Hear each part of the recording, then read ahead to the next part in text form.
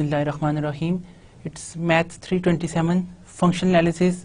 आज हम lecture number 4 पर बात करेंगे। आई एम डॉक्टर तलत नज़ीर। हमने इसमें आज कंप्लीटनेस के प्रूफ से रिलेटेड चीज़ों को डिस्कस करेंगे। प्रीवियस लेसन में हमने कन्वर्जेंस को देखा कि हम वी आर सेइंग अबाउट के कौन कौन सी जो स्पेसेस हैं वो आपके पास कंप्लीट होती हैं। कन्वर्जेंस में एक इम्पॉर्टेंट रोल प्ले करता है। कन्वर्जेंस विल टेल अस के that how the sequence is convergent to some point. यानी कि मीट्रिक स्पेस में हमने लास्ट लेक्चर में देखा था कि एक सीक्वेंस एक्स एन किसी पॉइंट एक्स को तब कन्वर्ज करता है कि if for every epsilon positive there exist a natural number n such that d of x n x is less than epsilon for all n is greater than equal to the capital N। कि आपके पास एक natural number की existence मौजूद हो कि for every epsilon positive d of x n x is less than epsilon. अब हमारे पास इसके बाद हमने ना कॉशी सीक्वेंस को स्टडी किया। फिर हमने देखा कि हर जो आपके पास सीक्वेंस जिसकी लिमिट कन्वर्ज करती है वो यूनिक होती है। तो आज के हम लेसन में देखेंगे कि कौन कौन सी स्पेसेस हमारे पास कंप्लीट होती हैं। लास्ट लेक्चर में हमने देखा कि आपके पास R space is a complete space, क्योंकि कंप्लीट स्पेस वो स्पेस होती है जिसके अंदर आपके पास हर कॉशी सीक्वेंस उसी स्पेस के अंदर कन्वर्ज करे। तो आर हमारे पास एक कंप्लीट स्पेस होती है क्योंकि आर के अंदर ये खूबी है कि हर कॉशी सीक्वेंस जो है वो उसी के अंदर ही कन्वर्ज करता है। इस तरह space of complex numbers is also a complete space. आज के जो हम टॉपिक है उसमें अगर हम आउटलाइन को मुलाहिजा कर लें तो हम पहले कंप्लीटनेस पे बात करेंगे, फिर हम कंप्लीट मीट्रिक स्पेस को स्टडी करेंगे और फिर then shall see about some examples के how we can construct a space that is a complete metric space. और फिर हम देखेंगे कि किस तरह की जो मीट्रिक स्पेस होती हैं वो हमारे पास इनकम्प्लीट होती हैं। फिर हम इसके ऊपर कुछ सजेस्टेड प्रॉब्लम्स हैं जिनको हम देखेंगे और उनको हम सॉल्व करेंगे। तो इसमें हम आज फर्स्ट ऑफ ऑल स्टार्ट करते हैं कंप्लीटनेस से। कंप्लीटनेस हमारे पास क्या है कि हम कहते हैं कि कोई भी स्पेस तब कंप्लीट होती है कि उसके अंदर कोई भी कॉशी सीक्वेंस एग्जिस्ट करे तो वो उसी स्पेस के अंदर कन्वर्ज करे। अब वेरियस एप्लीकेशंस हमारे पास हैं किसी सेट के बारे में। कंप्लीटनेस की अपनी बहुत ज़्यादा एप्लीकेशंस हैं और बहुत सारी रिसर्च प्रॉब्लम्स और रिसर्च पब्लिकेशंस हैं जो इस कंप्लीटनेस के हवाले से हैं। इस वजह से आज का लेसन जो है ये काफ़ी इंपॉर्टेंट है। हम कहते हैं कि in various applications A set is x is given. हमारे पास कोई सेट गिवन होता है, हम उसके अंदर कुछ सीक्वेंस कंस्ट्रक्ट करते हैं और आप उस सेट के ऊपर हम कोई जब मीट्रिक डिफाइन करें तो हम एक ऐसी मीट्रिक उस पर चूज करते हैं कि जो कंडीशंस मल्टीपल सेटिस्फाई करे और फिर देखते हैं क्या उस मीट्रिक के तहत हम जो भी कॉशी सीक्वेंस लें क्या वो उसी के अंदर कन्वर्ज करता है। सीक्वेंस अगर उसी स्पेस के अंदर कन्वर्ज करे तो हम कहते हैं कि वो स्पेस जो है वो हमारे पास कंप्लीट स्पेस है। अब इसके लिए हम जब प्रॉपर्टी देखते हैं कि कोई भी स्पेस एक्स टी कब कंप्लीट है तो हम क्या करते हैं, कोई भी आर्बिट्रेरी सीक्वेंस कंस्ट्रक्ट करते हैं अपनी स्पेस एक्स के अंदर। एक्स स्पेस जब मैं कहूं तो इसका मतलब है इट्स अ मीट्रिक स्पेस, क्योंकि आपके पास एक्स कोई नॉन एम्प्टी सेट है, डी हमने इसके ऊपर एक मीट्रिक डिफाइन की है तो x D is a metric space having that metric D, जिसमें डी आपके पास चूंकि एक मैपिंग होती है जो एक्स क्रॉस एक्स से the set of all non negative real numbers पे मैप होती है। अब हम कहते हैं यहां पर कि क्या कोई आर्बिट्रेरी कॉशी सीक्वेंस लेने से क्या वो सीक्वेंस उसी स्पेस के अंदर ही कन्वर्ज करता है। मिसाल के तौर पर आपके पास एक सेट है 0 1। अब आप कोई कॉशी सीक्वेंस लें, क्या वो 0 1 क्लोज सेट के अंदर ही वो सीक्वेंस कन्वर्ज करे? तो अगर हर सीक्वेंस उसी के अंदर कन्वर्ज करे तो हम कहते हैं वो स्पेस जो है वो कंप्लीट है, क्योंकि आपके पास हर तरह का कॉशी सीक्वेंस जो है उसके अंदर ही कन्वर्ज करता है। अब इसके लिए हम क्या करते हैं कि आर्बिट्रेरी कॉशी सीक्वेंस लेकर उसकी कन्वर्जेंस को डिस्कस करते हैं।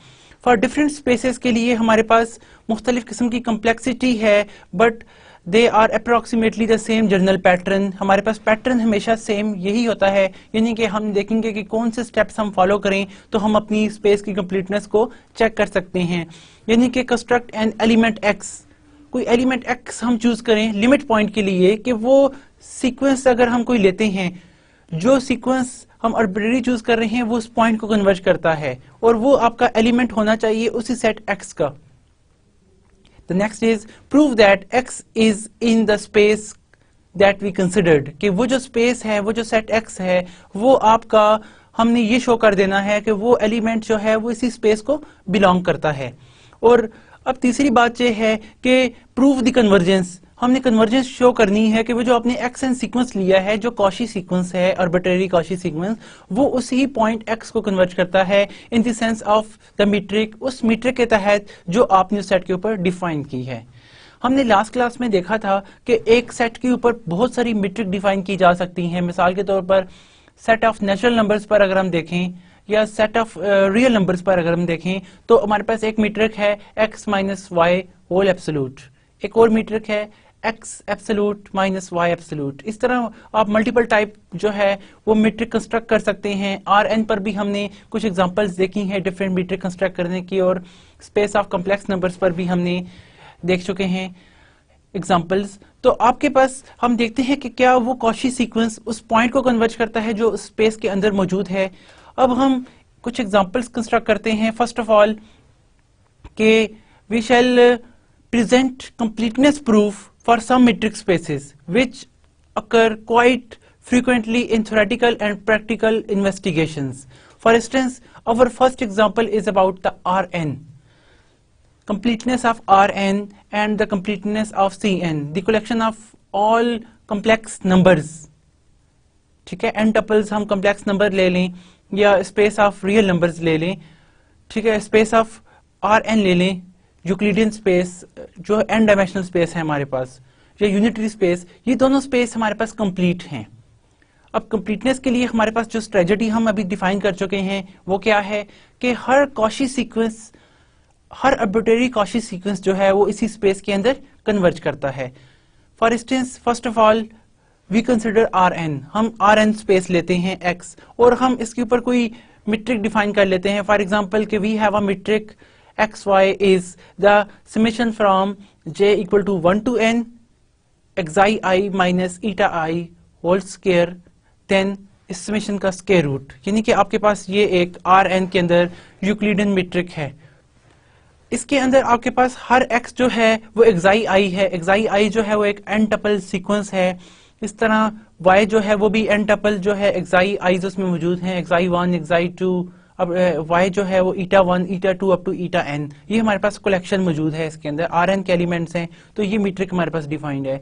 Now let us see that कि under this metric how the Rn is complete. For this we consider any Cauchy sequence Rm xm in Rn। हम सपोज करते हैं कि हमारे पास एक सीक्वेंस है xm Rn के अंदर, एक आर्बिट्रेरी सीक्वेंस हम कंसिडर कर रहे हैं, राइटिंग इन द फॉर्म के xm जो है वो कुछ इस तरह का है कि xi1m xi2m up to xinm, ये हमारे पास n टपल इसके अंदर एलिमेंट्स हैं, और xm जो है वो एक सीक्वेंस है, यानी कि x1 x2 ये इसकी टर्म्स हैं। Since xn is a Cauchy sequence, ये हमारी गिवन असर्शन है कि हम एक कॉशी सीक्वेंस इसमें चूज कर रहे हैं, तो ये कॉशी सीक्वेंस जो है वो कॉशी सीक्वेंस की डेफिनेशन तो फुलफिल करता है इन दैट मीट्रिक, कि मीट्रिक स्पेस के अंदर सीक्वेंस कब कॉशी होता है कि वो ये कंडीशन सेटिस्फाई करे कि for every epsilon positive there exist n n such that distance from xm xr is equal to the is always less than epsilon whenever m and r are strictly greater than natural number n।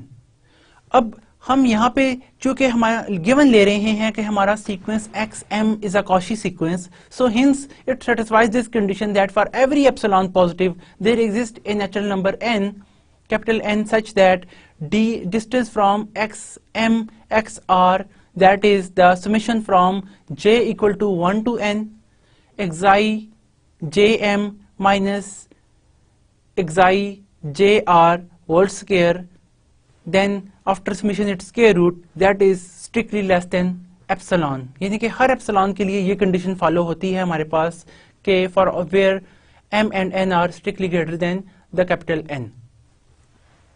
Now अगर हम इस equation number 1 में squaring ले लें on both sides, then for m and n strictly greater than n, we have for j equal to 1, 2 up to n, the xi j m minus xi j r whole square is strictly less than epsilon square, कि j equal to 1 के लिए, j equal to 2 के लिए, हर j के लिए ये इसके square से लेस होएगी, क्योंकि समेशन हमारे पास जब लेस देन एप्सिलॉन होता है, ठीक है, सबसे पहले हम अगर इसकी पावर इसका स्क्वायर लें on both sides, then it's again follow that कि summation of xi jm minus xi jr whole square is less than epsilon square. And जब समेशन हम कहते हैं एप्सिलॉन स्क्वायर से लेस है, तो हम समेशन को हटा भी दें तो हर एक टर्म जो है वो एप्सिलॉन स्क्वायर से डेफिनेटली लेस है, because the all are positive. And जो है समेशन अगर किसी एलिमेंट से छोटा हो तो इंडिविजुअल हर टर्म जो होती है वो आपके पास जो है वो इस एप्सिलॉन स्क्वायर से छोटी होगी। And hence we can say that कि xi jm minus xi jr mod is less than epsilon. यहां पर अगर हम एक बात कंक्लूड करें तो हर xi j आपके पास क्या है, एक रियल नंबर है, और xi m जो है वो एक रियल नंबर का सीक्वेंस है, xi j एक रियल नंबर का सीक्वेंस है हमारे पास, xi j या xi m। Now this shows that for some fixed j, हम कोई भी फिक्स j ले रहे हैं जो कि आपके पास हर एलिमेंट rn का है, हम कोई भी फिक्स कर लें j जो 1 से लेकर n से लेस देन इक्वल है, the sequence xi j1 xi j2 up to so on is a Cauchy sequence of real numbers।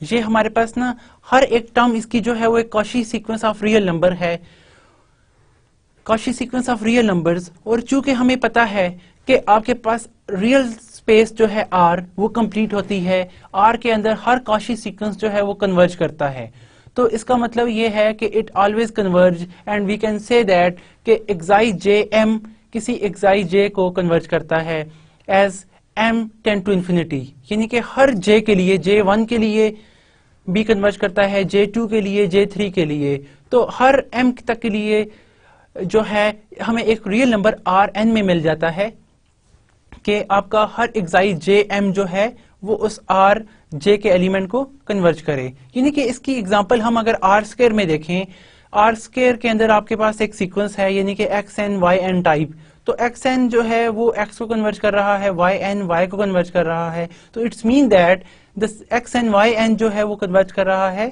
xy को, दोनों r स्क्वायर के एलिमेंट है, यानी कि इंडिविजुअल r का एलिमेंट r को कन्वर्ज कर रहा है, अगेन r का एलिमेंट yn का सीक्वेंस जो है वो r का एलिमेंट y को कन्वर्ज कर रहा है। तो we can say that what about its tuple, अगर हम टपल बना लें xn yn, तो वो भी एक सीक्वेंस है जो कि कन्वर्ज कर रहा है xy को r स्क्वायर के अंदर।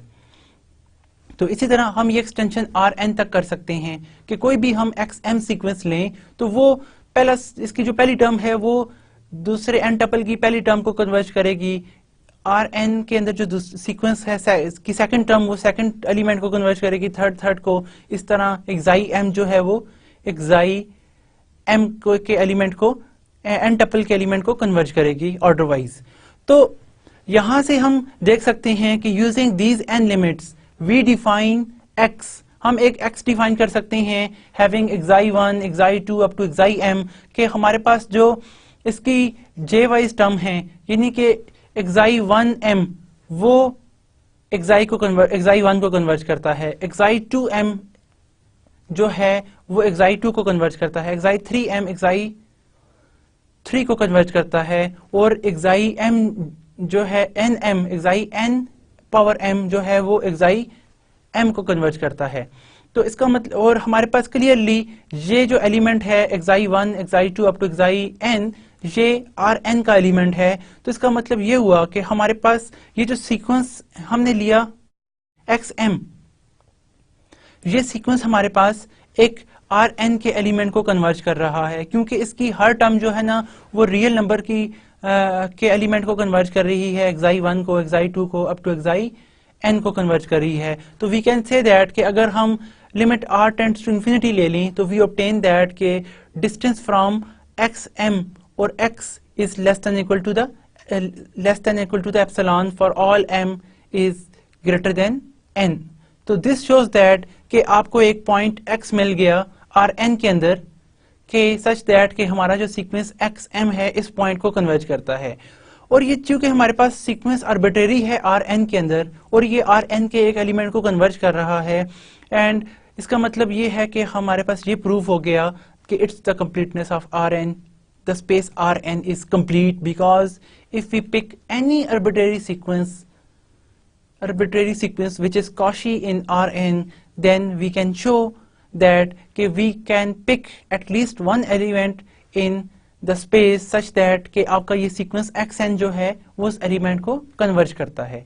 तो अगर किसी भी स्पेस का हर Cauchy sequence जो है वो उसके अंदर ही converge करे उसके अंदर के एलिमेंट को, तो वो स्पेस कंप्लीट होती है।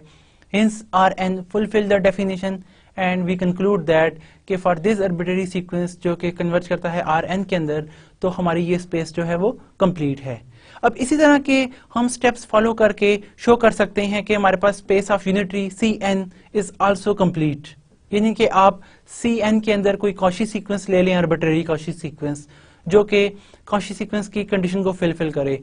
तो चूंकि Cn कंप्लीट है, हमारे पास C जो है space of complex numbers complete है, तो आपको इसके करस्पॉन्डिंग इसकी हर टर्म के करस्पॉन्डिंग एक एलिमेंट मिल जाएगा जो कि कॉम्प्लेक्स नंबर को कन्वर्ज करेगा। तो C1m जो है वो आपके पास कन्वर्ज करेगा, C2m C3m जो है वो C3 को कन्वर्ज करेगा। तो इस तरह ये n टपल जो है वो वहां के n टपल को कन्वर्ज करेगा। तो वी कंक्लूड दैट कि for every arbitrary Cauchy sequence there exists an element in the space Cn such that कि xm आपका जो है उस सीक्वेंस को कन्वर्ज कर रहा है। तो वी कंक्लूड दैट कि our space Cn is complete.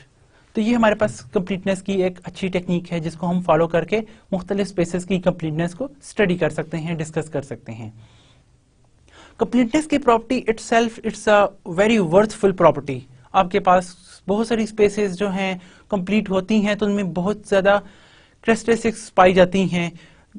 जो कन्वर्जेंस होती है नॉर्मली तौर पर ये आपके पास उस सॉल्यूशन पॉइंट की तरफ कन्वर्ज करती है जो किसी प्रॉब्लम का सॉल्यूशन होता है, यानी कि आपके पास मल्टीपल टाइप इटरेटिव प्रोसेस हैं जो अपने सॉल्यूशंस की तरफ कन्वर्ज करते हैं। लेकिन अगर इसमें देखते हैं कि क्या वो स्पेस कंप्लीट है, कंप्लीटनेस का मतलब है कि सॉल्यूशन उस सेट के अंदर ही मौजूद है कि नहीं।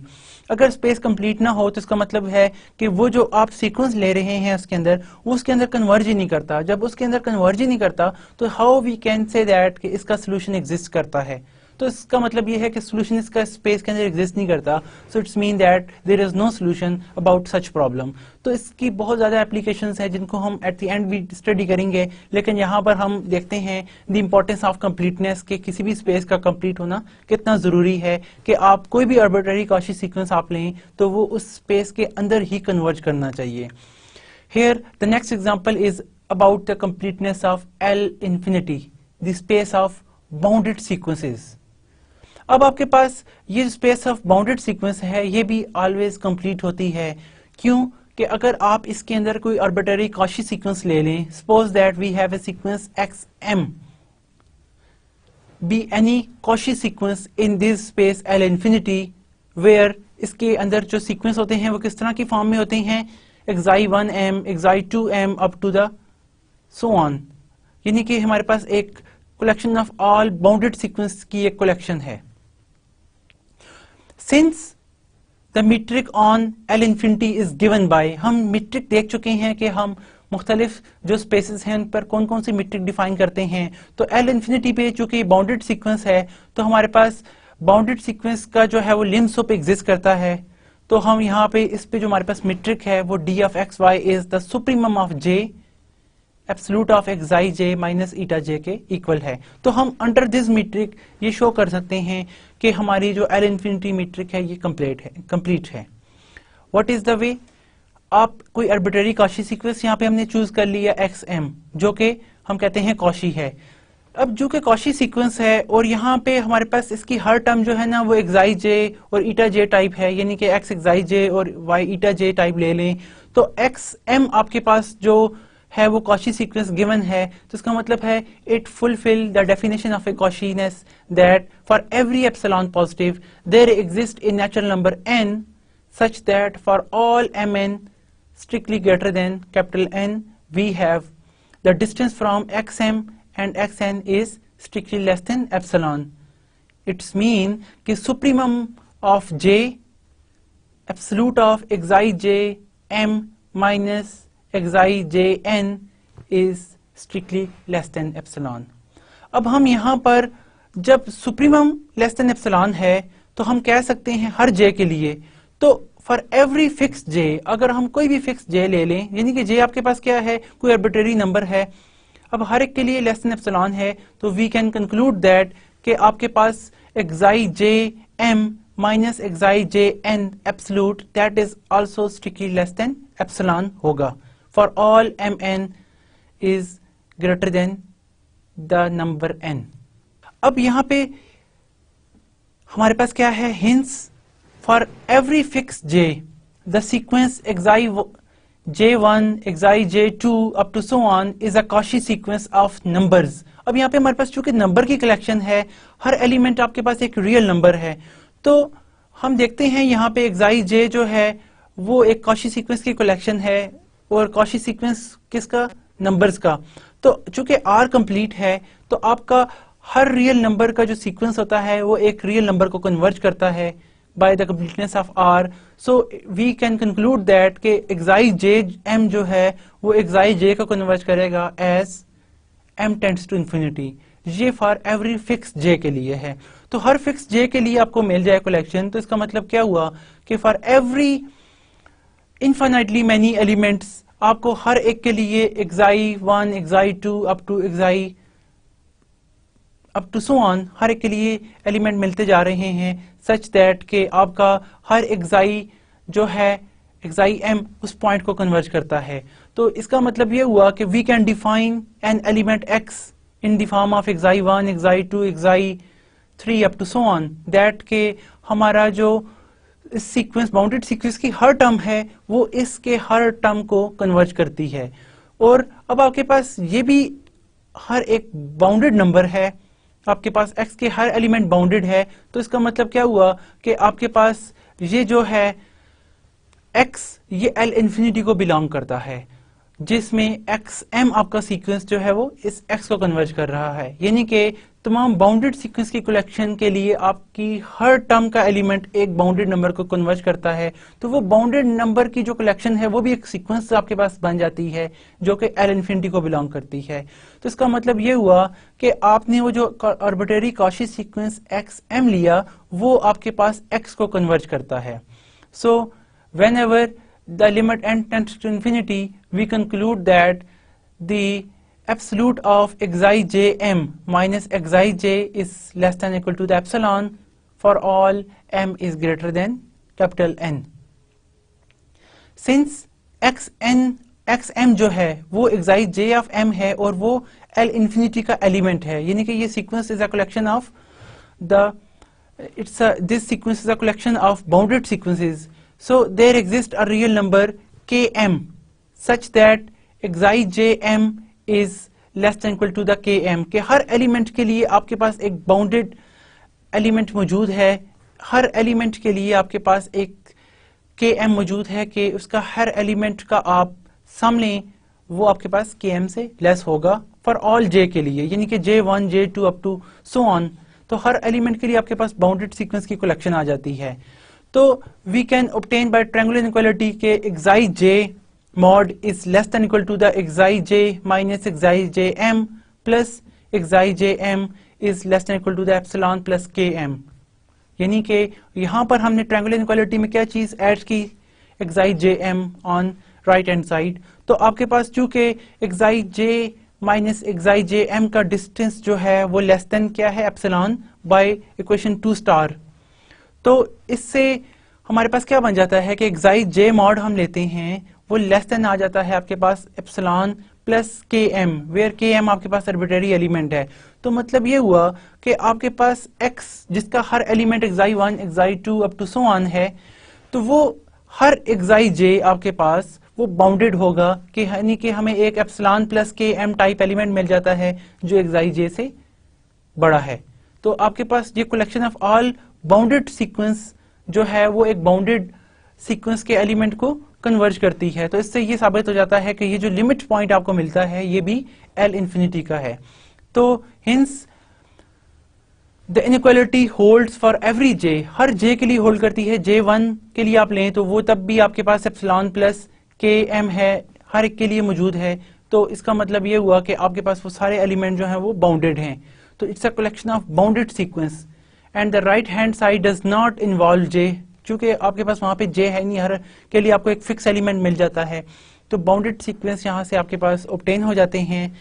Hence Xij is a bounded sequence of numbers.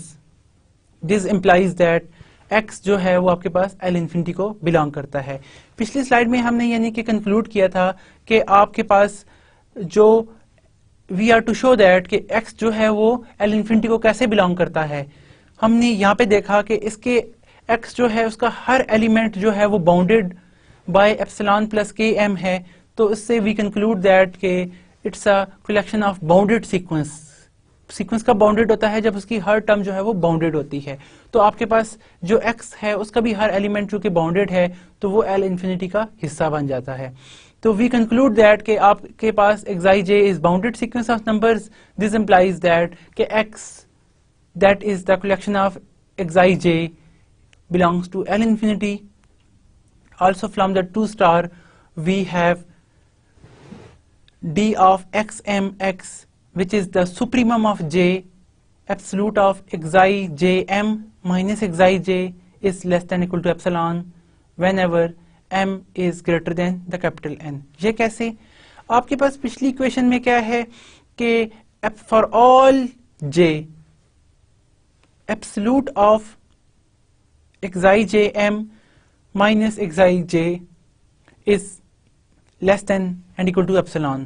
अब हर j के लिए है तो अगर आप इसका सुप ले लें तो supremum is also less than epsilon. तो और सुप्रीमम है किसकी equal? By definition this will gives us the definition of a metric, यानी कि ये इक्वल होता है d ऑफ xm x के इक्वल, और वो लेस देन एप्सिलॉन हो जाए तो इसका क्या मतलब है कि हमारा जो सीक्वेंस xn है इस पॉइंट x को कन्वर्ज करता है।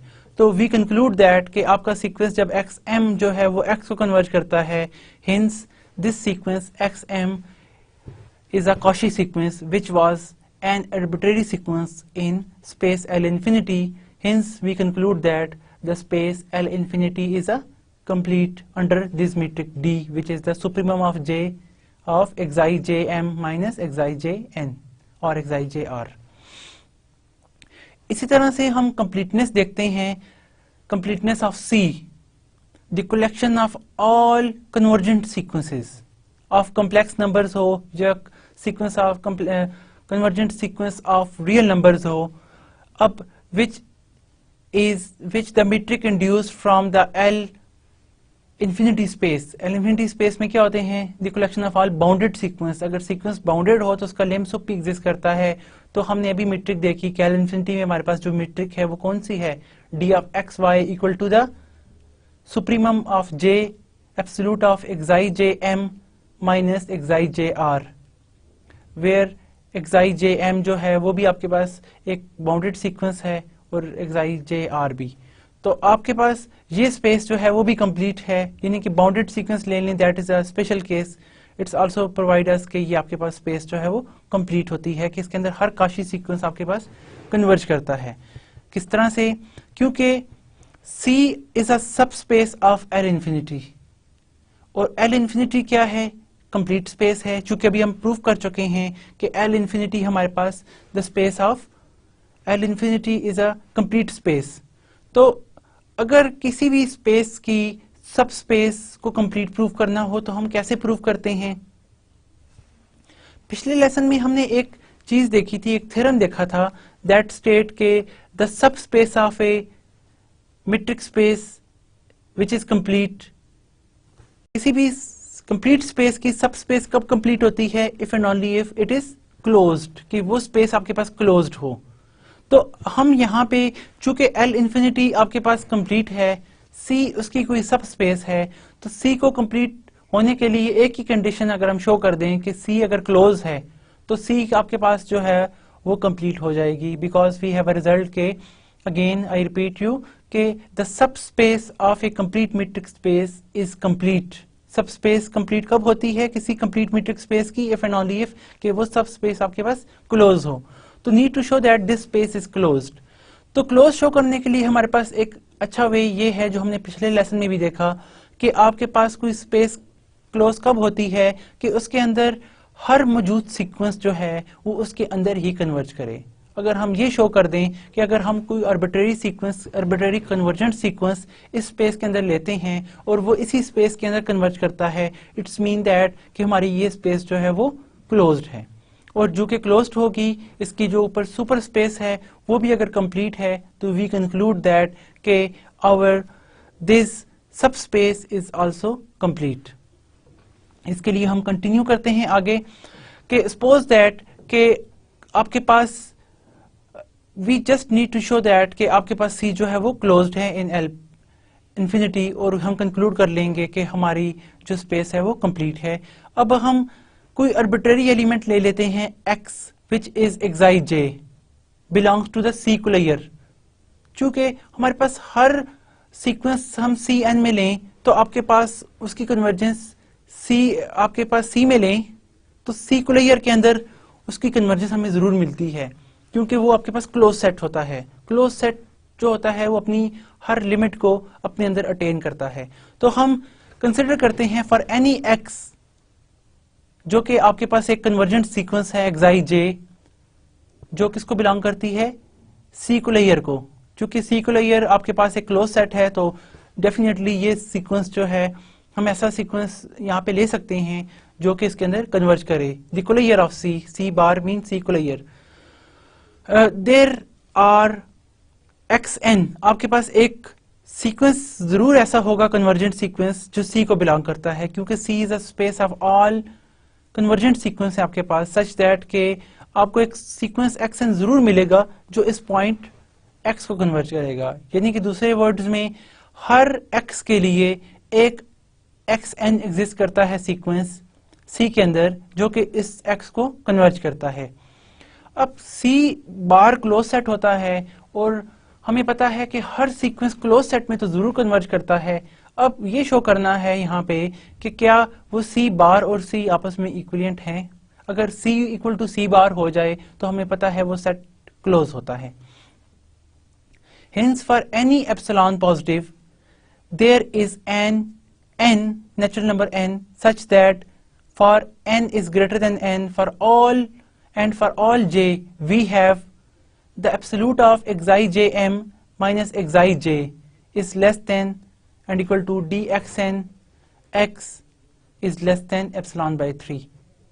ये क्वेश्चन हमारे पास कैसे आई?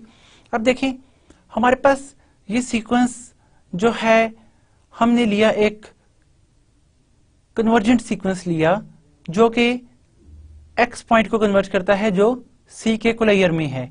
तो अंडर द सुप्रीमम मेट्रिक हमारे पास यहाँ पर ये इनइक्वालिटी जो है अगर हम देखें कि हाउ अगर सुप्रीमम जो है वो लेस देन एप्सिलॉन हो तो वो सुप्रीमम हमें कोई ऐसा एप्सिलॉन मिल जाता है कि वो एप्सिलॉन बाय 3 से भी लेस है सुप्रीमम। तो जब सुप्रीमम लेस देन होगा तो हम सुप्रीमम हटाएंगे तो that is obviously less than this epsilon by 3, और चूंकि सुप्रीमम लें तब वो मेट्रिक d ऑफ xn के इक्वल होता है। तो here we have for every j for all j के लिए क्या होगा कि इसकी जो एब्सोल्यूट वैल्यू है that is less than the d of xn x, क्योंकि d xn x जो है वो इस जो लेफ्ट हैंड साइड पर आपके पास जो इक्वेशन है इसके सुप के इक्वल है। तो अगर हम सुप उठा दें तो डेफिनेटली ये लेस देन इक्वल टू हो जाएगी d ऑफ xn x के, और xn आपके पास एक सीक्वेंस है जो x को कन्वर्ज करता है, लिहाजा that is less than epsilon by 3। In particular for n equal to capital N and for all j के लिए, और सिंस आपके पास xn जो है वो भी C के अंदर मौजूद है, सीक्वेंस कन्वर्जेंट सीक्वेंस है, इट्स टर्म्स अगर आप इसकी टर्म्स देखें तो वो किस तरह की होंगी, एक्साई j top capital N type होंगी, ठीक है, जो अगेन आपके पास एक कन्वर्जेंट सीक्वेंस होगा। Since a sequence is Cauchy, ये वाला सीक्वेंस भी आपके पास कॉशी है, तो इसके लिए भी आपके पास जो है क्योंकि हर कन्वर्जेंट सीक्वेंस होता है वो कॉशी होता है, हम लास्ट रिजल्ट में भी ये देख चुके हैं लास्ट क्लास में। तो आपके पास there exist a natural number n1 such that xi jn minus xi kn is less than epsilon by 3। ये हमारे पास है। अब अगर हम यहाँ पे ट्रायंगुलर इनइक्वालिटी को इन्वॉल्व करें, the triangular inequality now yields for all j for k is greater than equal to n1 we have xi j minus xi k absolute is less than equal to the xi j minus xi j top n k absolute plus xi j n minus xi k n and k absolute plus the absolute of xi k n minus xi k is less than epsilon। यहाँ पर अगर हम गौर करें तो हमने 2 दफा triangular inequality जो है वो मॉड में ऐड की है। कौन सी? एक हमने यहाँ पे 2 एलिमेंट ऐड की हैं, xi jn एक दफा भी ऐड किया है यहाँ पर, और दूसरी दफा यहाँ पे हमने xi kn को ऐड किया, और which is less than epsilon. ये लेस देन एप्सिलॉन क्यों होगा? क्योंकि आप देखें हर टर्म एप्सिलॉन बाई 3 से लेस है, तो epsilon that is equal to the that is less than epsilon by 3 plus epsilon by 3 plus epsilon by 3 which is equal to the epsilon। hence we conclude that कि xi j minus xi k mod is less than epsilon। अगर ये आपके पास less than epsilon है तो अगर हम सुप ले लें, हर j k के लिए less than epsilon है, तो सुप लेने से क्या होगा कि supremum of j k xi j minus xi k will also less than epsilon and we conclude that कि आपका जो xi j minus xi k है ये एक इज अ कन्वर्जेंट।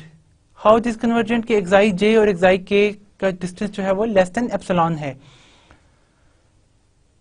हिंस जो आपका x एलिमेंट है वो c को बिलोंग कर जाएगा, और अब since we arbitrary take that कि आपका जो सीक्वेंस है xn वो तो कन्वर्ज करता था ऐसे x को जो c के कोलेयर को बिलोंग करता था।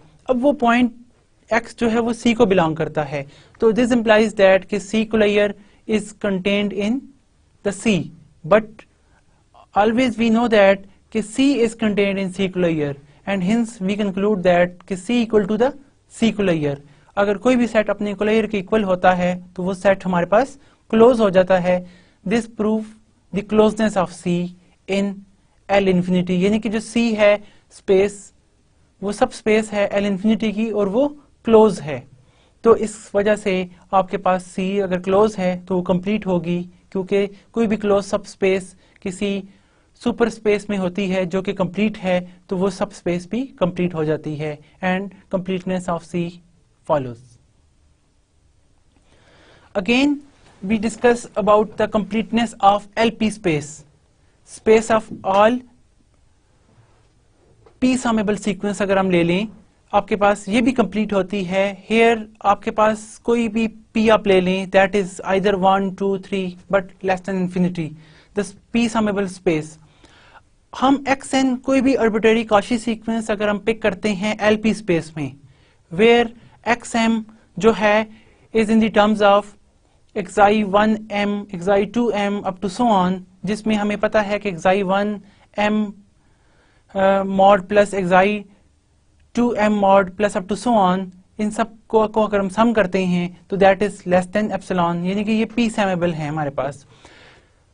तो then for every epsilon there is A natural number n such that for all nm distance from xm and xn is less than epsilon. यानी कि अगर स्पेस कॉशी है तो वो कॉशी की ये डेफिनेशन तो लाजमी फुलफिल करेंगी, और LP स्पेस में हमारे पास जो मीट्रिक हम ऑलरेडी डिफाइंड कर चुके हैं कि आपके पास कौन सी मीट्रिक होती है कि that is the d of xn is the summation from j equal to 1 to infinity xi jm minus xi jn power p then with summation whole power 1 over p। ये हमारे पास मीट्रिक है इसमें, और चूंकि अगर हमारा xn जो है वो कॉची सीक्वेंस है तो वी से दैट के दिस xm और xn is less than epsilon for all n is greater than equal to the nm is greater than capital N। Now यहां से हम ये चीज फॉलो कर सकते हैं कि अगर if we are taking its power p on both side, अगर हम पावर p ले लें से क्वेश्चन नंबर 3 पे दोनों तरफ, हम यहाँ पे सपोज दैट के we just eliminate d x M और एक्स एन को हटा दें, बाकी पर अगर हम जो राइट हैंड साइड पे दो आपके पास इनइक्वालिटीज हैं लेस देन एप्सिलॉन से, जो ये भी है और एप्सिलॉन भी है, अगर हम पावर p ले लें तो वी ऑब्टेन के summation j from 1 to infinity आपके पास absolute value of xi j m minus xi j n whole power p is less than epsilon power p हो जाएगा। और अगर हम अगेन समेशन इस यहाँ से रिमूव कर दें तो तब भी हमारे पास क्या आ जाएगा कि xi j m minus xi j n power p is less than epsilon, क्योंकि सम लेस देन एप्सिलॉन हो, एप्सिलॉन पावर p होगा, तो अगर हम सम हटा भी दें तो हर टर्म जो है वो हमारे पास लेस देन क्या होगी, एप्सिलॉन पावर p होगी। और यहां पर अगेन अगर हम ले लें just taking the square root of p यानी कि होल पावर 1/p अगेन ले लें तो एप्सिलॉन की पावर जो p है वो रिमूव हो जाएगी और हमारे पास ये क्वेश्चन नंबर 4 जो है यहाँ से आराम से ड्राइव हो जाती है कि that is the absolute of xi j m minus xi j n is less than epsilon for all n m strictly greater than n, यानी कि ये बड़े आराम से हम यहाँ से ऑब्टेन कर सकते हैं, जिसमें आपके पास एक्साई जे एम जो है, एक्साई जे जो हमें ये बताती है कि एक्साई जे एम और एक्साई जे एन जो है वो कॉशी सीक्वेंस है, अगर आप इसको गौर करें तो इट्स डेफिनेशन। और आपके पास ये भी क्या है, these are the real numbers, we choose हर फिक्स जे के लिए। यहाँ पर हम देख सकते हैं कि वी कैन सी दैट कि xi j one, xi two, j up to xi j two, xi j three up to so on is a Cauchy sequence of numbers. Again real numbers की हमारे पास एक collection आ जाती है और हमें पता है कि आपके पास आर भी कंप्लीट है, सी भी कंप्लीट है, तो अगर हम इस कंप्लीटनेस की डेफिनेशन को अप्लाई कर लें तो हम कह सकते हैं कि हमारे पास हर फिक्स जे के लिए एक्साई जे एम जो है वो कन्वर्ज करेगा एक्साई जे को as m tends to infinity. Using these limits we define के आपके पास एक्साई जे के हर एक के लिए, एक्साई जे एम के लिए एक्साई जे मौजूद है, यानी कि एक्साई 1m जो है वो एक्साई 1 को कन्वर्ज करेगा, एक्साई 2m जो है वो एक्साई 2m को कन्वर्ज करेगा अप टू सो ऑन। तो वी कैन कंक्लूड दैट कि हमारे पास एक कलेक्शन मिल जाती है हमें x जो कि क्या है xi 1, xi 2 up to so on, के आपके पास जिसमें एक्साई जे की हर टर्म जो है वो इसको कन्वर्ज करती है। तो ये आपका x जो है वो भी एक रियल नंबर्स की p समेबल कलेक्शन हमारे पास आ जाएगी, जिसको आपका सीक्वेंस जो है वो x कन्वर्ज करता है, xm। तो हमारा ये पॉइंट x जो है वो x p को कन्वर्ज करता है। कैसे को कन्वर्ज करता है ये हम अभी देखेंगे, यहाँ पर ये भी देखते हैं और ये देखते हैं कि कैसे xm जो है वो इस x को कन्वर्ज करता है। सबसे पहले तो ये है कि हमारे पास वो जो इक्वेशन हमारे पास 3 है प्रीवियस, दिस इक्वेशन 3, यहां से हम देख सकते हैं कि we have summation j equal to 1 to k xi j m minus xi j n power p is less than epsilon power p for k equal to 1, k equal to 2 up to so on, हर एक के लिए ये equation hold करती है।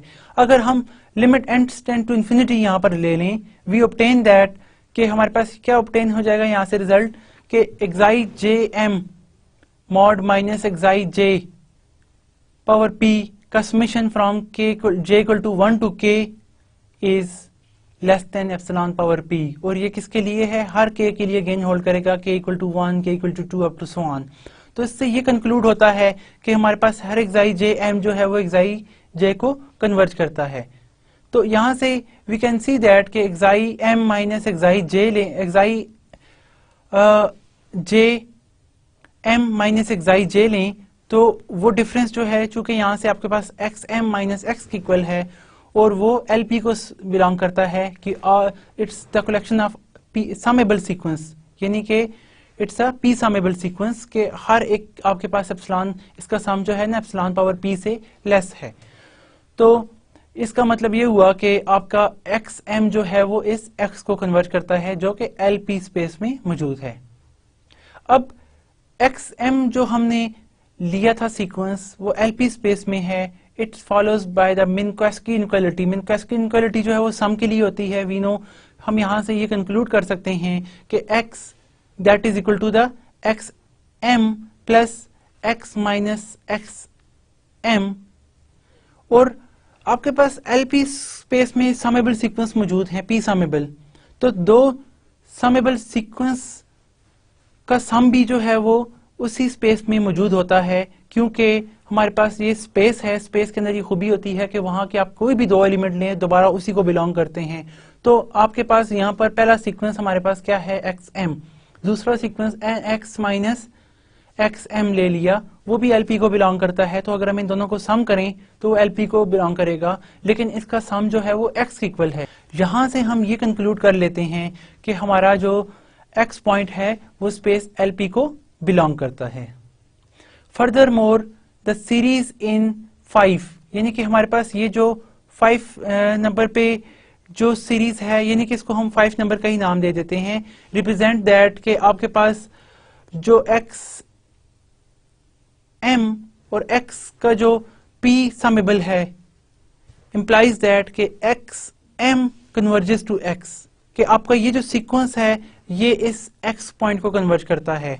और हमारे पास ये सीक्वेंस एक्स एम जो है वो आर्बिट्रेरी सीक्वेंस है एलपी स्पेस के अंदर। This proves the convergence of LP, के आपके पास जो स्पेस एलपी है वो कन्वर्ज करती है अपनी ही सेट के अंदर।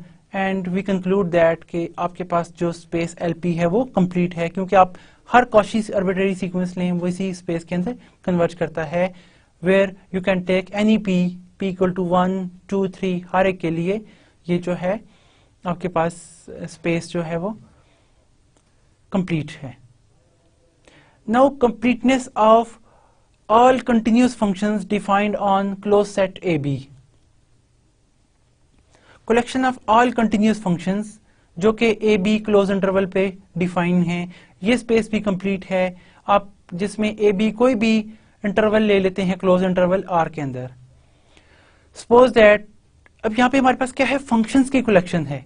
अब हम एक फंक्शंस का सीक्वेंस लेते हैं, X N be a sequence of functions जो कि कॉची सीक्वेंस है in space of all continuous function defined on A B close interval. तो जब ये सीक्वेंस कॉची है आपके पास कोई भी कॉची सीक्वेंस, तो कॉची सीक्वेंस की definition it always fulfil, that is for any epsilon positive there exist a natural number n such that for all n and m greater than capital N we have the distance from x m and xn is less than epsilon। अब हमें already देख चुके हैं कि space of all continuous function defined on close set A B पर हमारे पास metric क्या है। यहाँ पे जो हमारे पास मीट्रिक है वो ये है कि maximum of t belongs to the closed interval a b with absolute value of x mt minus x nt।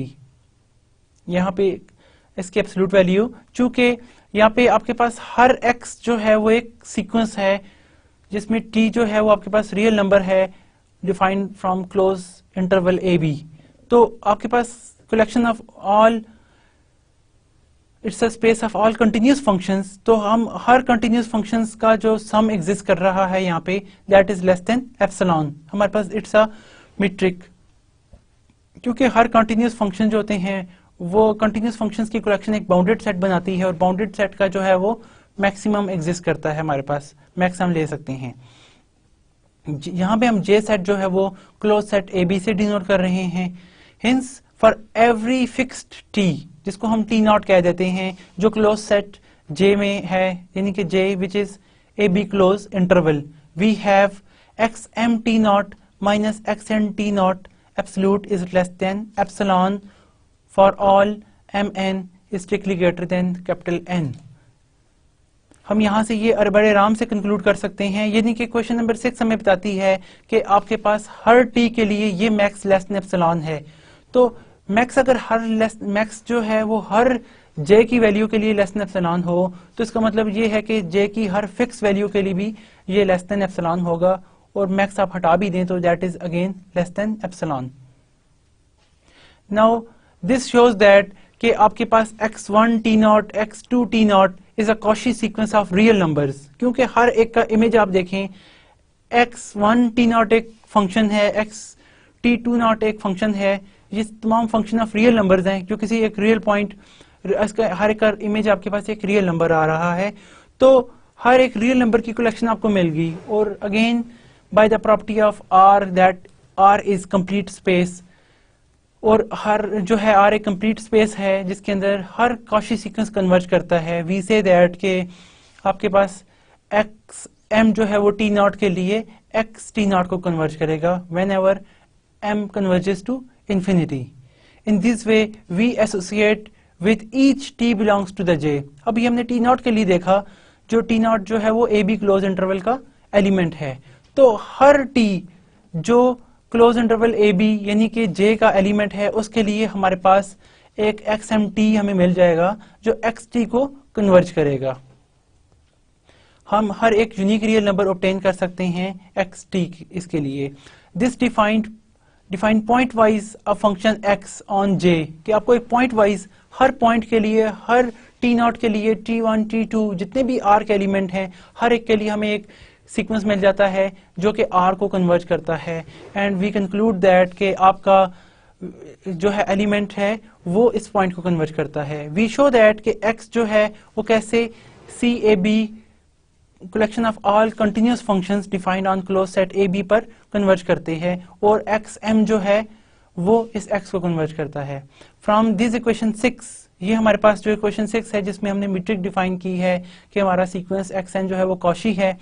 हम यहाँ से देख सकते हैं कि whenever n tends to infinity, supremum आप ले लें या मैक्सिमम ले लें, t belongs to the j, absolute of xmt minus xt is less than epsilon, कि अगर हम सिर्फ n पे टाइम्स इन्फिनिटी ले लें तो हमारे पास ये मैक्स लेस देन एप्सिलॉन होता है for all m greater than n, यानी कि mn के लिए है तो अगर हम एक m को इन्फिनिटी भी n को इन्फिनिटी ले लें तब भी ये मैक्स जो है वो लेस देन ये होगा।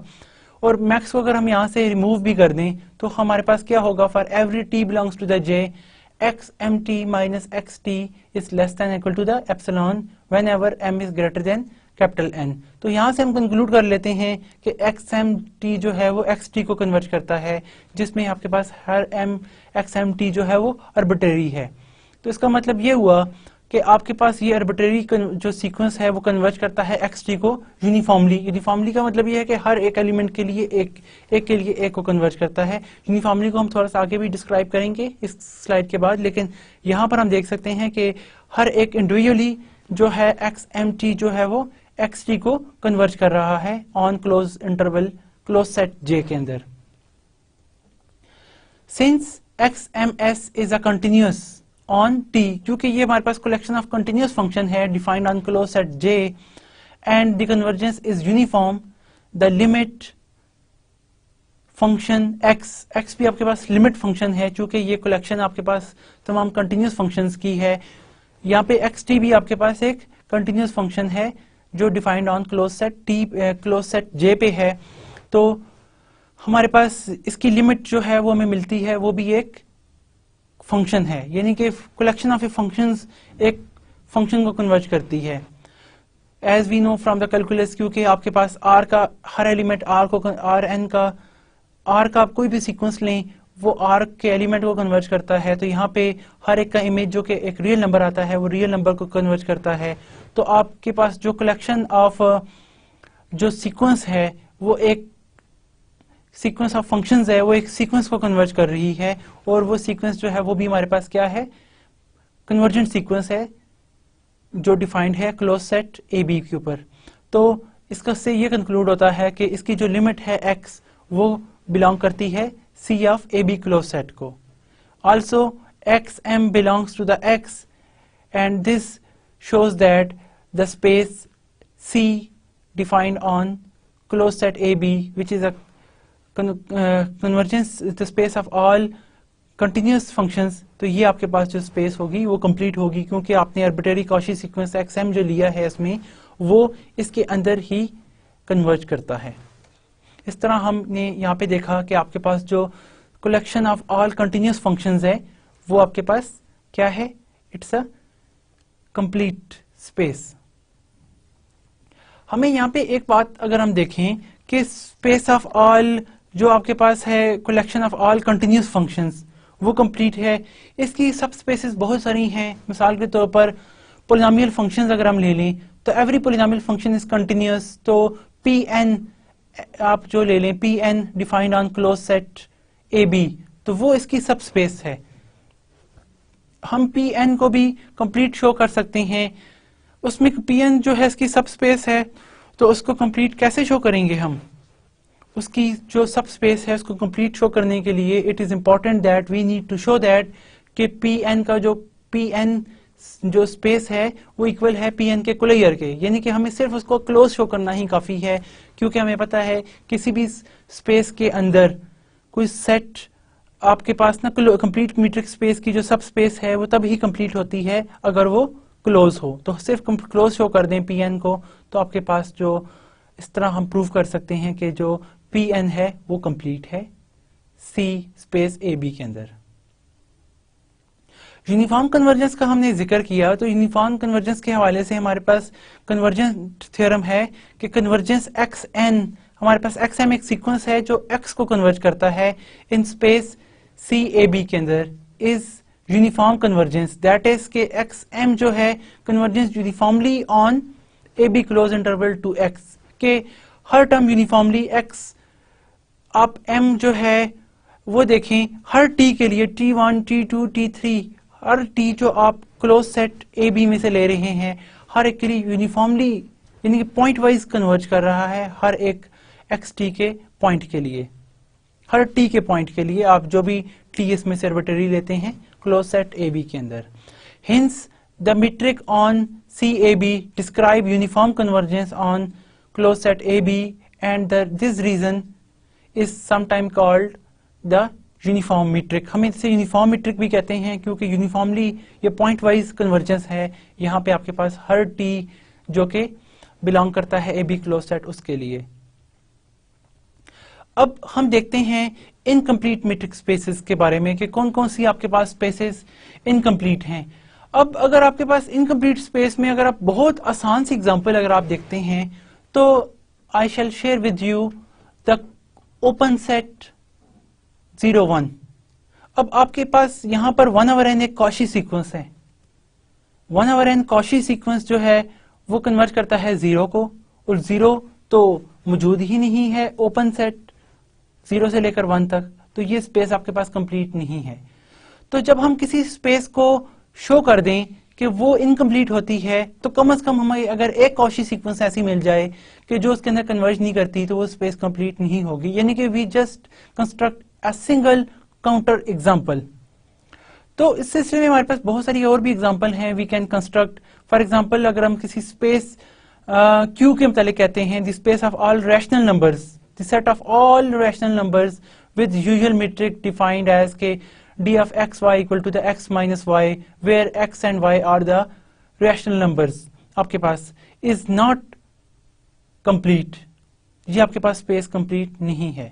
उसकी वजह ये है आपके पास कि अगर हम कोई भी कॉशी सीक्वेंस ले लें, रैशनल नंबर का सीक्वेंस ले लें, तो हम देखते हैं कि आपका जो कॉशी रैशनल नंबर जो की सीक्वेंस है वो जरूरी नहीं है कि रैशनल नंबर को ही कन्वर्ट करे। आप रैशनल नंबर की सीक्वेंस लें तो R में आपके पास collection of rational number and irrational number होता है।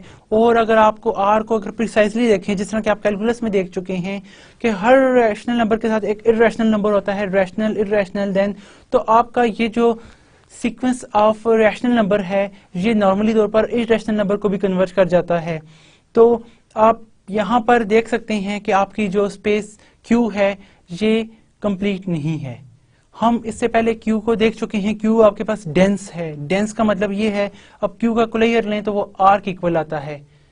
यानी कि कोई भी स्पेस कब डेंस होती है हम प्रीवियस लेक्चर्स में डेंसनेस को देख चुके हैं, और हम इससे देखेंगे कि हम किसी भी सेट को कैसे कंप्लीट बना सकते हैं। हम इसको बाद में डिस्कस करेंगे। अभी हम सिर्फ यहीं तक फोकस करते हैं कि आपकी जो Q है इज कंप्लीट और not, but we say that it's not complete क्योंकि आपके पास इसके अंदर हर कॉशी सीक्वेंस जो है वो कन्वर्ज नहीं करता इसके अंदर ही। आप बहुत सारे कॉशी सीक्वेंस कंस्ट्रक्ट कर सकते हैं Q के अंदर जो कि यानी कि 1/n इज एग्जांपल। 1/n जो है ले लें आप इस तरह की कलेक्शन वाइज के वो एक रैशनल नंबर हो और आप उसको जब आप कंस्ट्रक्ट करके लेके जाएंगे वो आपके पास इरेशनल नंबर को कन्वर्ट कर रहा होगा। तो आप वी कैन कंक्लूड दैट कि our this sequence is the incomplete. This sequence is not convergent in again set Q and we conclude that कि आपका जो Q set है वो complete नहीं है। Polynomials. Let X is the set of all polynomials. अब polynomials आपके पास collection होती है, तमाम functions होते हैं polynomials जो कि continuous होते हैं, differentiable होते हैं of some t defined on some closed set T। या J आप ले लें closed set ए बी, उसके ऊपर आप पोलिनोमियल की जो कलेक्शंस लेते हैं वो आपके पास under the metric d of x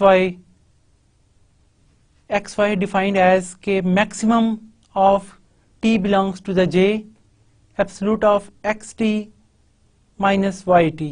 ये स्पेस आपके पास इस मीट्रिक के तहत कंप्लीट नहीं है क्योंकि आप इसके अंदर बहुत सारे ऐसे कॉची सीक्वेंस कंस्ट्रक्ट कर सकते हैं कि आप देख सकते हैं कि आपके पास सीक्वेंस तो कॉची होगा लेकिन वो उस स्पेस के अंदर कन्वर्ज नहीं करेगा, यानी कि इसका जो आउटपुट आएगा वो एक पोलिनोमियल इक्वेशन नहीं होगी आपके पास। तो इस तरह हम बहुत सारी एग्जांपल्स भी इसमें कंस्ट्रक्ट कर सकते हैं और also we shall see later that के how we can construct such kind of example कि आपके पास जो इस तरह मीट्रिक या बाकी मीट्रिक के तहत जो स्पेस हैं वो कंप्लीट नहीं है। आप यहाँ पर देख सकते हैं कि यहाँ पे आपके पास यूनिफॉर्मली कन्वर्जेंस आपको नहीं मिल सकती कि आपके पास हर जे क्लोज सेट के लिए आपके पास जो सीक्वेंस है वो एक एक्स पॉइंट को कन्वर्ज करे जो इस स्पेस के अंदर ही शामिल हो। तो इसका से हम ये कंक्लूड कर सकते हैं कि आपके पास जो स्पेस जो पोलिनोमियल की जो कलेक्शन है, पोलिनोमियल यानी कि collection of all polynomials defined on the close interval J, that is the closed interval from A to B, is not complete. Continuous functions में आपके पास जिस तरह के हमने देखा कि आपके पास इससे पहले हम देख चुके हैं कि continuous functions की जो space है वो complete होती है under the metric dxy is the max metric। हम maximum लेते हैं, maximum of j which is the absolute of x j minus yj। तो उसके तहत वो आपके पास स्पेस कंप्लीट है। लेकिन आपके पास ये कंटिन्यूस फंक्शंस की जो स्पेस है defined on close set A B, ये अंडर द इंटीग्रल अगर हम देखें defined as the integral from 0 to 1 absolute of x T minus Y T D T, इसके तहत ये स्पेस कंप्लीट नहीं है आपके पास। यानी कि अब ये मीट्रिक पे डिपेंड करता है कि आपकी किस मीट्रिक के तहत कोई स्पेस कंप्लीट है। कुछ मीट्रिक के तहत जो स्पेसेस होती हैं वो कंप्लीट होती हैं, कुछ मीट्रिक्स के तहत कंप्लीट नहीं होती। यानी कि हर मीट्रिक एक अलग से डिस्टेंस प्रॉपर्टीज जो है उसको प्रिजर्व करती है और हम यहाँ पे देखते हैं कि किस तरह से आपके पास अंडर द डिफरेंट डिस्टेंसेस जो मीट्रिक्स होती हैं वो कंप्लीट होती हैं या नहीं होती। तो मीट्रिक आपके पास ना चूंकि एक डिस्टेंस प्रॉपर्टी प्रिजर्व करती है, बाज़ का हम ना मीट्रिक में यानी कि डिस्टेंस लेते हैं हॉरिजॉन्टल प्लस वर्टिकल, यानी कि आर स्क्वायर में आपके पास ये भी एक वे है मीट्रिक डिफाइन करने का जो हम ऑलरेडी पढ़ चुके हैं। इसी तरह आपके पास डायरेक्ट हम लेते हैं distance from first to the another. तो बहुत सी मीट्रिक के तहत स्पेसेस कंप्लीट हो सकती हैं, कुछ के तहत कंप्लीट नहीं होती। तो अगर हम यहाँ पर एग्जांपल देखें कि हम अपना वो जो जे इंटरवल क्लोज इंटरवल है ए बी, अगर हम ए को 1 लें, बी को a को 0 लें, b को 1 लें, तो j equal to the 0 1 close set and we define a metric that is d of xy is the integral from 0 to 1 absolute of xt minus yt dt। तो ये आपके पास जो है वो कंप्लीट स्पेस नहीं होगी। यहाँ पे xt आपके पास क्या है, कंटिन्यूस फंक्शंस की कलेक्शन है, yt is also a continuous function. ये कैसे आपके पास कंटिन्यूस नहीं है?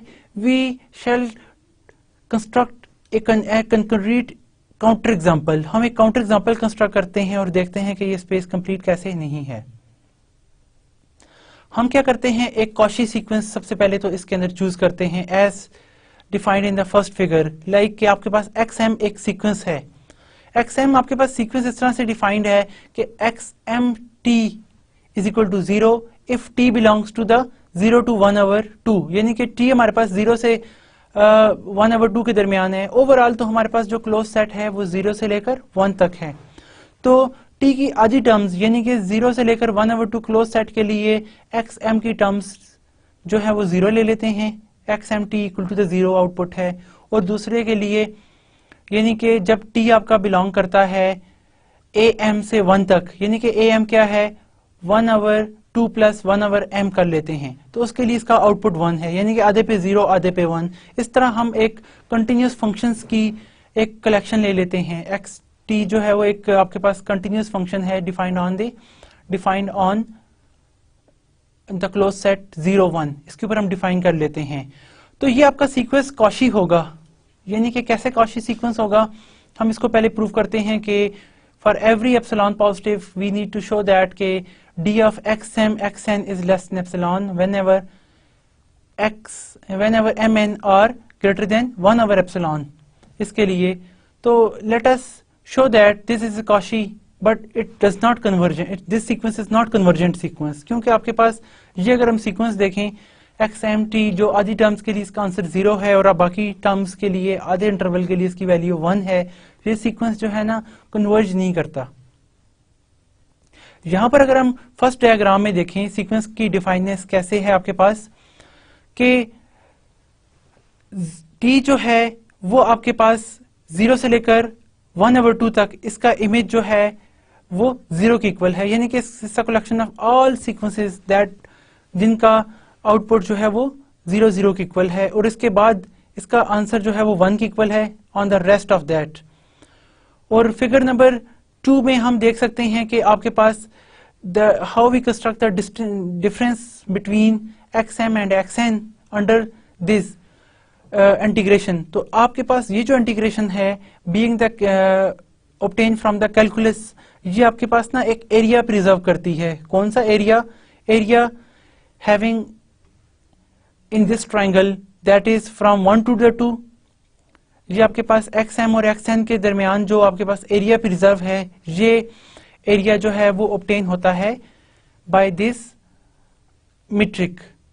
हम जब इस मीट्रिक से ये एरिया कैलकुलेट करते हैं तो हम एक बाउंडेड एरिया ऑब्टेन कर लेते हैं इस मीट्रिक के तहत। अब ए आपके पास एम जो है चूंकि 1/2 + 1/m के इक्वल है, और hence for every x belongs to x हम यहाँ पर देखें कि what about the distance from X M और x के दरमियान, तो हमारे पास क्या आएगा, चूंकि ये मीट्रिक जो है इंटीग्रल वाइज डिफाइंड है, तो हम यहाँ पे it is equal to the integral from 0 to 1, यानी कि area from 0 to 1 absolute of xmt minus xt dt which is equal to, हम इंटीग्रल को पार्टीशन वाइज लिख सकते हैं into the form of के integral from 0 to 1/2 plus integral from 1/2 to am then am to 1। तो आपके पास यहाँ पे xt dt अगेन में जो दूसरा सम होगा वहां पे आएगा absolute of xmt minus xt plus next में जो एब्सोल्यूट आएगा 1 एब्सोल्यूट ऑफ 1 माइनस xt। यहाँ पर dt, यहाँ पे हम इसको ना इस इनइक्वालिटी में लेस देन इक्वल टू भी लिख सकते हैं, क्योंकि हमने यहाँ पे मॉड की प्रॉपर्टी भी साथ अप्लाई कर रहे हैं और हर एक की डेफिनेशन। तो since the integrand are non negative, so is the each integral on right hand side पर हम इसको यहाँ पे पॉइंट वाइज लिख सकते हैं, क्योंकि सारे नॉन नेगेटिव हैं तो अब एब्सोल्यूट इसकी इक्वल ही आएगा डेफिनेटली। और हिंस एक्स की कन्वर्जेंस को हम देखते हैं क्या ये 0 को कन्वर्ज करता है। अगर ये 0 को कन्वर्ज करता है दैट वी कंक्लूड दैट कि एक्स एम जो है वो एक्स को कन्वर्ज करता है, would imply that each integrand approaches 0। Since x is continuous, x आपके पास कंटिन्यूअस है, वी शुड हैव के आपके पास पहले इंटरवल में चूंकि एक्स टी जो है उसकी वैल्यू 0 है, अगर टी आप पिक करते हैं 0 से 1/2 क्लोज सेट पर, तो 1/2 ओपन सेट तक भी देखें तो इसकी वैल्यू 0 ही है, और एक्स टी की वैल्यू 1 है if T belongs to the 1/2 से 1 तक। तो आप यहां पर देखें इसका जो फर्स्ट पार्ट होगा that will gives us the 0। Right part पे 1/2 से जो ही हम ग्रेटर वैल्यू लेते हैं इसकी xt की वैल्यू जो है वो आपके पास 1 आ जाती है। But this is impossible for a continuous functions, यानी कि आपके पास कंटिन्यूस फंक्शन के लिए ये इम्पॉसिबल आ जाता है कि कैसे आपका ये जो पोर्शन है इसकी लिमिट 1 है और हाउ यू कैन अटेन के ये आंसर आपका जो है वो जहाँ पे अगर हम इसकी इंटीग्रल वैल्यू लें तो वो 0 के इक्वल नहीं आती। जब 0 के इक्वल नहीं आती तो इसका मतलब क्या है कि आपका d of X M X जो है वो 0 को कन्वर्ज नहीं करता whenever X M tend to infinity. तो इससे हम कंक्लूड कर लेते हैं कि एक्स एम सीक्वेंस जो है वो आपका कन्वर्जेंट नहीं है, यानी कि x कोई पॉइंट एग्जिस्ट नहीं करता जिसको ये कन्वर्ज करे। तो दिस शोज दैट के this proves that x is not complete, कि आपके पास ये जो space of all continuous functions है defined on close interval a b under the metric of integral from 0 to 1, ये जो है dt जो है ये स्पेस जो है वो कंप्लीट नहीं है। इसी तरह से हम कुछ प्रॉब्लम्स डिस्कस कर लेते हैं इसके ऊपर कि कौन सी स्पेस आपके पास कंप्लीट है, कौन सी स्पेस कंप्लीट नहीं है। अब आपको थोड़ा सा अंदाजा हो गया होगा कि कंप्लीटनेस हम कैसे शो करते हैं। कोई भी कॉची सीक्वेंस लें, अगर वो उसी स्पेस के अंदर कन्वर्ज करे, हर कॉची सीक्वेंस स्पेस के अंदर कन्वर्ज करे या हर आर्बिट्रेरी कॉची सीक्वेंस उसके अंदर कन्वर्ज करे स्पेस के अंदर, ही जो स्पेस कंप्लीट होती है। अगर हम कोई ऐसा कंक्रीट सीक्वेंस शो कर दें जो उसके अंदर कन्वर्ज नहीं करता, यानी कि कोई काउंटर एग्जांपल शो कर दें कि हम कोई कॉची सीक्वेंस उठा रहे हैं स्पेस के अंदर जो उसके अंदर कन्वर्ज नहीं करता, तो हम कह सकते हैं कि हमारी ये जो स्पेस है वो कंप्लीट नहीं है। अब अगर हम ये देखें, आपके पास let a and b are the two real numbers where a is strictly less than b, and आप देख सकते हैं कि आपके पास जो ओपन इंटरवल है a b is an incomplete subspace of R। अब ये incomplete subspace of R है, one can show that, क्यों कि आप इसके अंदर कोई कॉची सीक्वेंस लें वो इसके अंदर कन्वर्ज नहीं करेगा। यानी कि अगर हम देखें ना, एक सीक्वेंस ले लेते हैं इसके अंदर a/n अगर हम सीक्वेंस लेते हैं, या हम कोई पर्टिकुलर केस सपोज इसका ऑब्टेन कर लें 0-1 ओपन इंटरवल, और 0-1 ओपन इंटरवल के अंदर आपके चूंकि वो सब स्पेस है R की, और अगर हम कॉची सीक्वेंस इसके अंदर लेते हैं 1/n जो कि कॉची सीक्वेंस है, डेफिनेटली हम इसको प्रूव कर सकते हैं R के अंदर ये कॉची सीक्वेंस है, लेकिन 1/n 0 को कन्वर्ज करेगा और 0 जो है उसके अंदर शामिल नहीं है। और again by the definition closeness we can show that कि आपके पास अगर हम इसको डेंस कर दें, यानी कि इसका क्लियर लें तो ए बी क्लोज सेट आ जाता है, ये आपके पास कंप्लीट हो जाएगा। हम इसको इसी तरह से हर आर्बिट्रेरी कॉची सीक्वेंस लेकर शो कर सकते हैं कि वो इसके अंदर ही कन्वर्ज करेगा। Again for the second example के let x be space of all ordered n tuples. Ordered n tuples यानी कि हर एलिमेंट एक ऑर्डर्ड के तहत हैं, ऑर्डर्ड सेट की, यानी कि एक पार्शली ऑर्डर्ड सेट आपके पास डिफाइंड है जिसमें रिफ्लेक्सिव, एंटी सिमेट्रिक, एंटररेटिव की प्रॉपर्टी सेटिस्फाई करते हैं, यानी कि वो प्रॉपर्टी जो आर में होती हैं। आर का हर एलिमेंट ऑर्डर्ड होता है कि एक एलिमेंट दूसरे से या तो छोटा है, बड़ा है या बराबर है, इस तरह की प्रॉपर्टीज जो एलिमेंट प्रिजर्व करते हैं। अगर हम इस तरह की एक कलेक्शन ले लेते हैं एन टपल्स के x इक्वल टू xi1, xi2, xi3 the all real numbers, और मीट्रिक हमारे पास d ऑफ एक्स वाई क्या है, the maximum of j xij minus eta j, where आपके पास x जो है वो xi1, xi2 up to xin की इक्वल है, y जो है वो ईटा1, ईटा2 अप टू ईटा n की इक्वल है। तो आपके पास ये जो मीट्रिक है, इस मीट्रिक के तहत ये स्पेस कंप्लीट होगी। यानी कि अगर हम कोई आर्बिट्रेरी कॉची सीक्वेंस लें तो वो इसके अंदर ही कन्वर्ज करेगा। उसकी वजह यही है कि आपके पास यहाँ पे हर xi1, xi2 रियल नंबर हैं, तो R कंप्लीट है, तो हर एक एन टपल में हर एलिमेंट के करस्पॉन्डिंग हमें एक रियल नंबर मिल जाता है कि हर रियल नंबर का सीक्वेंस एक रियल नंबर को कन्वर्ज करता है, तो हर अन टपल्स की कलेक्शन जो है वो एन टपल्स को कन्वर्ज करेगी। तो आपके पास ये स्पेस जो है वो कंप्लीट प्रूफ हो जाएगी हमारे पास, जिस तरह की हमने अभी Rn की एग्जांपल देखी और बाकी एग्जांपल्स देखी हैं।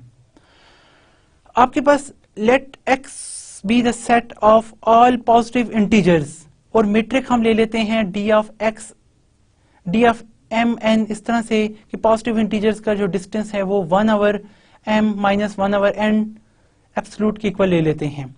तो हम इस स्पेस को शो कर सकते हैं कि ये स्पेस हमारे पास जो है वो इज नॉट कंप्लीट स्पेस। ये स्पेस हमारे पास एक कंप्लीट स्पेस नहीं होगी, अगरचे ये स्पेस कॉची स्पेस आपके पास ना हम यहाँ पे कोई भी कॉची सीक्वेंस डिफाइन कर सकते हैं। अगर आपके पास xn xm दो कॉची सीक्वेंस हैं तो यहाँ पर अगर हम देखें तो इनके दरमियान पॉजिटिव इंटीजर्स के दरमियान 1/m और 1/n का जो डिस्टेंस होता है ये हमेशा कॉची होता है। तो आपके पास ये कॉची तो होगा, लेकिन हमें अगर कोई ऐसा पॉइंट मिल जाए यानी कि 0 या 1 या 2 जिसको ये सीक्वेंस कन्वर्ज करता है, तो हम देखते हैं कि इसका ये डिफरेंस जो है वो हमें distance less than equal to epsilon नहीं मिलेगा, यानी कि एक एप्सिलॉन ऐसा नहीं मिल सकता। या दूसरे वर्ड्स में अगर हम limit n tends to infinity ले लें तो d of xm xn is not equal to 0 हो जाएगी। यानी कि जब नॉट इक्वल टू 0 तो इसका मतलब है कि xm जो सीक्वेंस है वो उस x पॉइंट को कन्वर्ज ही नहीं करता, तो hints this space is not complete. तो इस तरह हम इस स्पेस की नॉट कंप्लीटनेस शो कर सकते हैं। बहुत सारी काउंटर एग्जांपल भी कंस्ट्रक्ट कर सकते हैं इसके ऊपर, जिस तरह के मैंने आपसे 1/n टाइप जो है वो कही। तो ये स्पेस भी आपके पास जो है वो इनकम्प्लीट स्पेस है। तो हिंस अब हमने इस लेसन में आज देख लिया कि कौन सी स्पेसेस कंप्लीट होती हैं, कौन सी स्पेसेस कंप्लीट नहीं होती। नेक्स्ट लेसन में हम देखेंगे कि कब हम इनकम्प्लीट स्पेस को कंप्लीट बना सकते हैं। क्या कोई ऐसी कैरेक्टरिस्टिक्स हमारे पास मौजूद है, density, separability gives us some way that we can construct some completeness of that. चूंकि कंप्लीटनेस की बहुत ज्यादा इंपॉर्टेंस है यहाँ पे। कंप्लीटनेस आपको बताती है कि आपका सोल्यूशन किसी भी प्रॉब्लम का, फंक्शनल इन्वॉल्विंग प्रॉब्लम है, उसका उसी स्पेस के अंदर ही एग्जिस्ट करता है। तो उसके लिए जरूरी होता है कि आपकी स्पेस कंप्लीट हो, यानी कि इसका आंसर उसके अंदर मौजूद हो, उसकी क्या वैलिडिटी है, क्या एग्जिस्टेंस है, क्या सफिशिएंट कंडीशन है। तो ये हम देखेंगे नेक्स्ट क्लास में कि कैसे हम अपनी स्पेस को जो है ना कंप्लीट कर सकते हैं। तो यहाँ तक हम आज अपना टॉपिक स्टॉप करते हैं। आई होप कि आप इससे रिलेटेड मल्टीपल टाइप्स एग्जांपल्स या इससे रिलेटेड जो है काउंटर एग्जांपल्स कंस्ट्रक्ट कर सकते हैं। Okay, thank you very much. Allah Hafiz.